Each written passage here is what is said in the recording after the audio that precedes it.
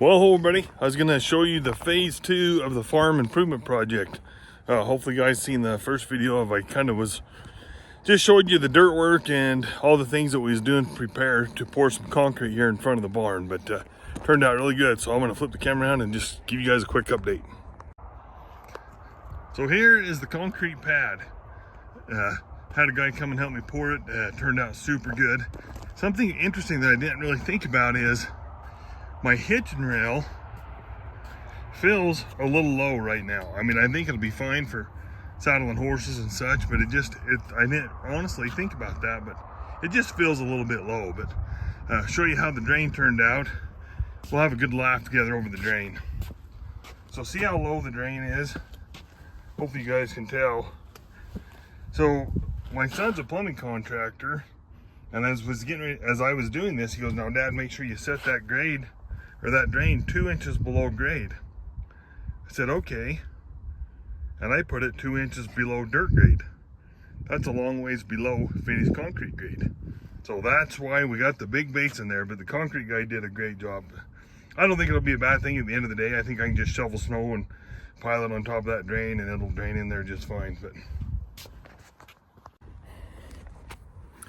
okay, so that's just a simple concrete pad, and I am super excited about it. So the whole gist of this thing is, when I'm working on a piece of equipment, I'm going to back it up on this concrete and be able to lay down with a creeper or whatever and not be laying in the gravel out here and in the rocks. So funny thing is, I've used it just a little bit, but if I think I'm going to leak oil on it, then I go ahead and just work out here in the rocks. So the news got to get wore off on it before I start changing oil and doing that kind of stuff on that concrete, because it sure looks pretty right now.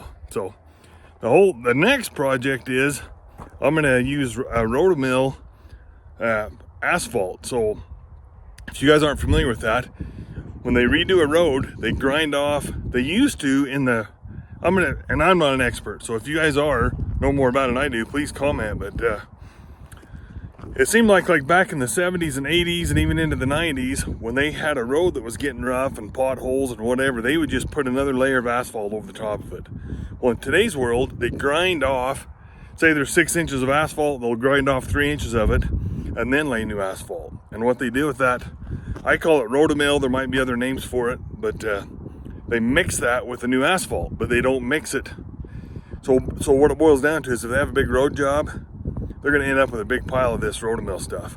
And I talked to the guy that's kind of over the asphalt with the local construction company, and he said that stuff works great for driveways if you'll go 4 inches thick. He goes, most people go 3 inches. He goes, don't short yourself. It makes a big difference. And there's some tricks to laying it. You know, I bought a road grader, and I'll do another video on that another day. But to go 4 inches thick, and you water it so it's fairly wet when you lay it, and then you have a smooth roller to compact it. And my vision of that is that moisture in the asphalt, just like a wet bale of hay in a haystack, creates heat. So that heat that's created by that water reactivates the asphalt, and that really binds it together. So I'm super excited about it. The road grader, I'm going to do another video on that, but it's an old 1960s. I drove it here from the neighboring town, so it runs and it works, but there was tons of oil leaks. The brakes didn't work. We actually had to it's got a set of front brake shoes that go around the drive axle and rear brake shoes. Believe it or not, Napa had the rear brake shoes on the shelf, but the front brake shoes we could not find anywhere. So I sent to a place in Fort Wayne, Indiana to have them relined, which is going to take a couple weeks. So we're running out of asphalt weather. I'm really kind of got a little anxiety about this because I wanted to have this done this year, and it's the 1st of September. I think we've got maybe a month, or maybe the first week or two in October, depending on how the weather is.